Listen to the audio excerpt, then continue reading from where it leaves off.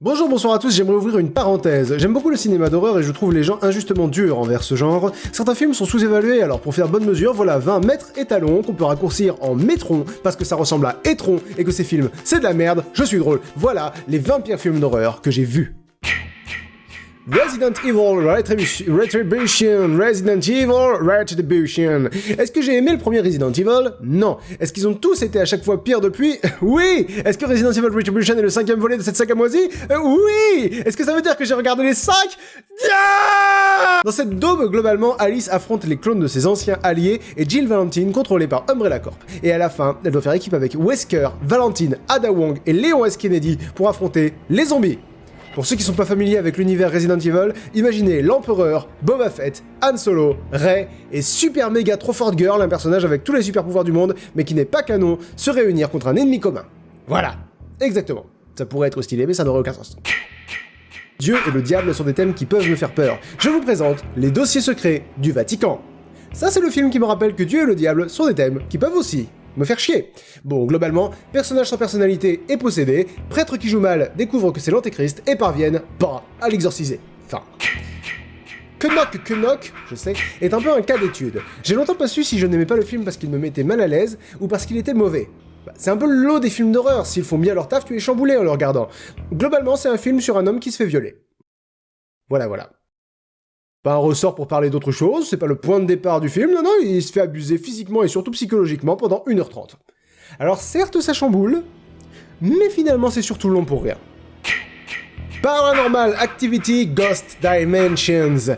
Je fais partie de ces gens également qui ont adoré Paranormal Activity. Je trouvais que le minimalisme, la subtilité et la proximité avec les personnages rendaient le film très flippant. Mais Paranormal Activity 5, c'est pas la même. Tu aimes la subtilité? Tiens, un trou dans le mur. Tu aimes ne pas voir le démon? Bah tiens, une caméra qui peut le voir. À quoi il ressemble? Oh, une grosse masse sombre qui fait peur. Allez, à dégager.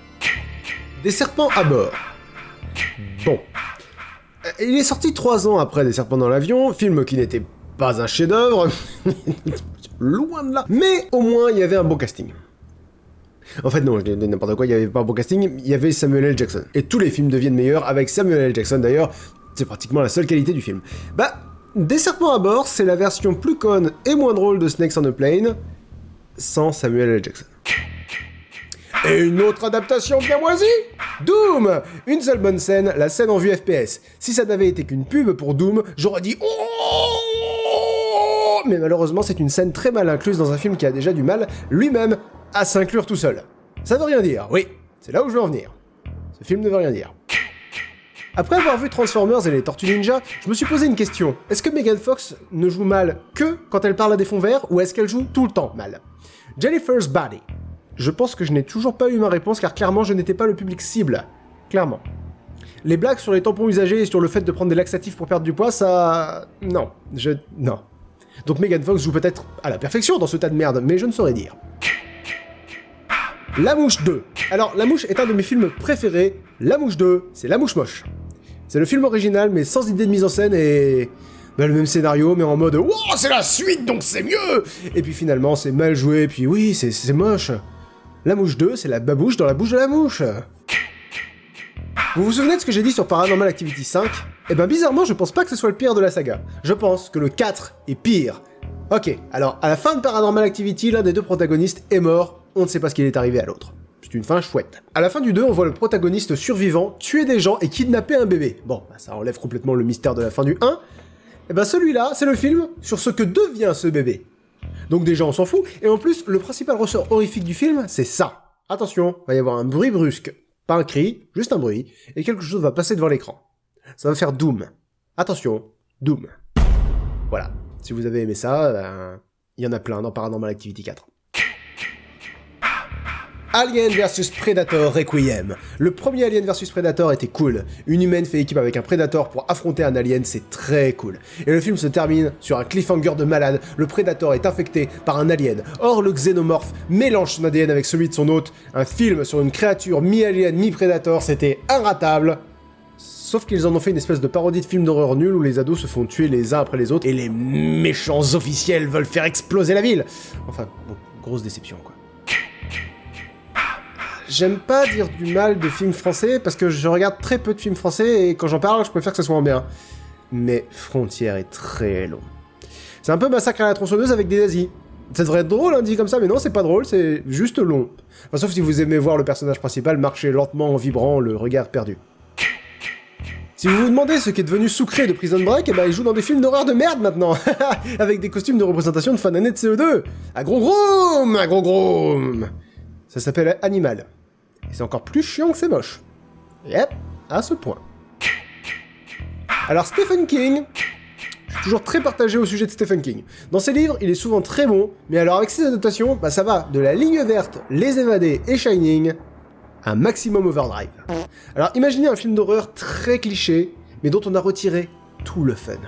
Non mais vraiment, les machines deviennent conscientes, les camions demandent aux humains de leur donner de l'essence, les protagonistes sont acculés face à une mort certaine et ils trouvent rien de mieux à foutre que faire du sexe. Quand on le résume, ça a l'air marrant, hein. Et ben dans la réalisation, c'est la mort absolue du fun. Netflix a apporté énormément de bonnes choses. Je vais pas m'amuser à les nommer, vous les connaissez mieux que moi. Mais Netflix m'a aussi fait découvrir ça. #Aurore. Un film qui met en garde contre le harcèlement sur internet. Sauf que tous les personnages sont insupportables.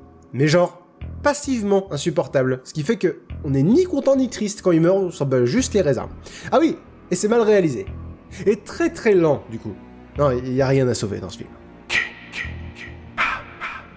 L'attaque du requin à 3 têtes. Est-ce que c'est pas le titre de film qui hurle « Ça va être nul, mais tu vas te marrer !»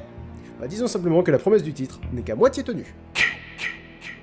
J'ai beaucoup aimé les 2 premiers Détours mortels. C'est des slashers un peu couillons, mais je sais pas. Il y a un truc, une ambiance, ça fait partie de ces films que... Bah, voilà, ils te parlent. Jusqu'au 5. Ils ont décidé de tourner le 5 dans un décor vide et d'appauvrir encore un scénario qui était déjà pas bien épais. Détours mortels 5 est... franchement embarrassant. Même par rapport aux autres. C'est vous dire où on en est. Alors là, on rentre dans une catégorie de films très spéciale. Les films qui sont plus sympas à pitcher qu'à regarder. Ils sont assez rares. C'est totalement le cas de The Human Centipede. Je ne décrirai pas le concept parce qu'il y a des enfants qui regardent, mais une fois que vous connaissez le concept, vous avez fait le tour. Vraiment. L'idée est mal mise en scène et le film n'apporte rien au pitch de base, ni horreur, ni ambiance, ni originalité, rien du tout. Il y a un gars un jour qui s'est dit « si on faisait un film avec ça ?» Et... bah ils ont fait un film avec ça. Ils ont juste oublié de rajouter d'autres trucs dans le film. J'ai pas encore vu les 2 suites parce que... bah ils ont déjà pas réussi à faire un film avec leur idée de merde. Alors une trilogie... Piranha 3DD. Bonne blague, bon nichon, bonne blague sur les nichons. J'avais déjà pas aimé Piranha 3D. Et bah, Piranha 3DD, c'est le cousin moins drôle et plus beauf de Piranha 3D. Et je rappelle que dans le premier, il y a 2 femmes qui nagent à poil en se roulant des pelles devant le regard enthousiaste d'un caméraman qui s'esclaffe. Regarde ça, des poissons avec des nichons. Si le poisson était vraiment comme ça, je baiserais seulement du poisson. C'en était là, la suite est pire. Même un caméo de Christopher Lloyd n'a pas sauvé le film. Pensez-y, Christopher Lloyd n'a pas sauvé ce film. J'ai pas vu beaucoup de UV Ball, je dois l'admettre.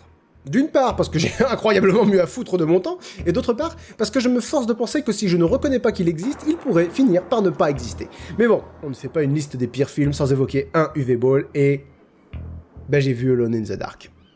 Scénario, acteur, mise en scène, scénario, effets spéciaux, respect de l'œuvre originale, scénario, lumière, et surtout, le scénario, rien ne va dans ce film. American Nightmare, un excellent pitch, mais le film donne l'impression d'avoir été écrit et réalisé par des gars qui n'ont pas compris le but du pitch de base. Si je vous dis « une nuit par an, tous les crimes sont légaux », vous pensez à quoi? Bah American Nightmare, il pense groupe de riches attaquant famille de riches dans leur maison. Gothica, les films d'horreur c'est à double tranchant, soit tu rentres dedans et tu embarques dans le train fantôme, soit tu ne rentres pas dedans et tu te fais chier. Gothica, on se fait chier. Emily. Pareil, découvert sur Netflix, le film ne prend jamais le temps de choisir un ton, du coup parfois il est un peu subversif, parfois il verse dans le psychologique, parfois c'est un commentaire social, et en fin de compte, bah, c'est de la purée de diarrhée. De la diapurée. Predator 2. Et ouais, on parle des suites d'Alien, mais les prédateurs ont pas été épargnés, on a plutôt l'impression de voir un film de flic, mais le méchant s'avère être le Predator. Bon. C'est sûrement lié au contexte dans lequel j'ai vu le film, mais... le bal de l'horreur. Prom Night. Le remake, hein, pas l'original. En le regardant, je ne savais pas que c'était un remake, ni que c'était un film d'horreur. Et pendant tout le film, je me suis demandé ce que c'était exactement. On a un prof... Oui, alors, le méchant stalker slash tueur en série est un prof, qui est obsédé par une élève, qui tue ses parents et son petit frère parce qu'il l'aime, je veux dire, bien sûr, et qui s'est évadé de prison, ce que font les profs, pour tuer ses amis, grâce à son entraînement de prof, j'imagine, dans un hôtel complet le soir du bal de promo, cerné par les flics. Et ça fonctionne, hein, le prof tue des flics et des élèves, sans souci. Et si vous aimez les jeux à boire, faites-vous une liste de clichés des films d'horreur, ou attendez que je la fasse, c'est inévitable, et buvez un shot à chaque cliché. Je pense qu'ils y sont tous. La jolie fille survit au tueur, check. Jumpscare, check sa mère. Le méchant qui se téléporte, check. C'est une minorité visible qui meurt en premier, check. Les flics servent à rien, check. Quelqu'un qui apparaît dans le miroir de la salle de bain, check. La meuf descend des escaliers sous le regard admiratif de sa famille et de son mec qui s'appelle Bobby, putain, mais check. Sérieusement, je pense que si j'avais su tout ça avant, je l'aurais trouvé hilarant. Mais je savais pas. Et ce film m'a rendu triste. C'est ma vengeance. Et voilà ma liste des 20 pires films d'horreur. Si vous songez à d'autres que j'ai oubliés ou que je n'aurais pas vu, suggérez-les-moi dans les commentaires. Et si un jour j'ai envie d'être malheureux, j'irai y jeter un coup d'œil. Sinon n'hésitez pas à liker, partager et vous abonner. Et on se revoit très vite pour une prochaine vidéo. Je referme la parenthèse.